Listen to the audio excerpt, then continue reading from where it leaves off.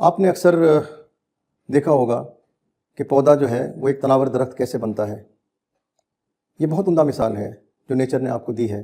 اس میں بہت سارے لیسنز ہیں، بہت ساری چیزیں ہیں جو آپ کو سمجھنے کی ہیں۔ چھوٹا سا پودا جس کی چھوٹی چھوٹی پتیاں ہوتی ہیں، آپ نے کبھی غور کیا ہے؟ اس کا کلر گرین ہوتا ہے، اور بائیولوجی یا باٹنی کی ٹرم میں اس گرین کلر کو کلوروفل کہتے ہیں۔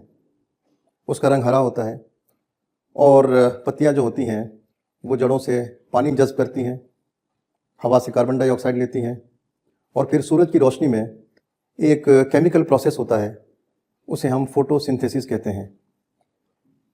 اس فوٹو سنتھیسس کے نتیجے میں ایک کیمیکل ایکشن ہوتا ہے اور شکر یعنی گلوکوز پیدا ہوتی ہے۔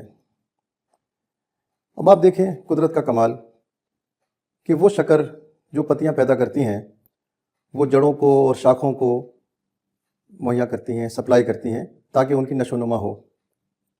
اگر پتیاں خود غرض ہوتی تو وہ شکر کو اپنے پاس ڈپازٹ رکھتی اور بہت موٹی موٹی ہو جاتی، لیکن اس کا نتیجہ کیا ہوتا کہ درخت کبھی بھی تناور درخت نہیں بن سکتا تھا۔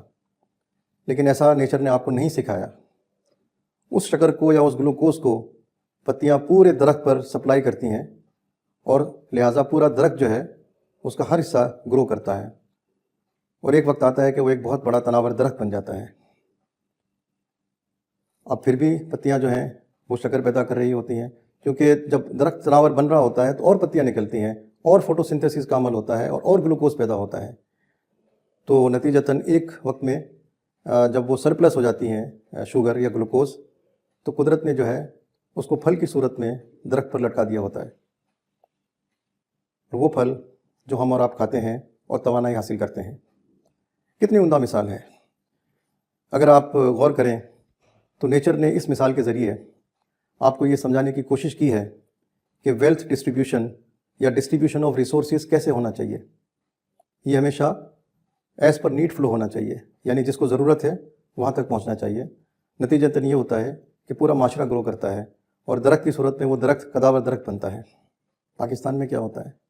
پاکستان میں 10% لوگوں کے پاس 90% وسائل ہیں، اور 90% لوگوں کے پاس صرف 10% وسائل ہیں۔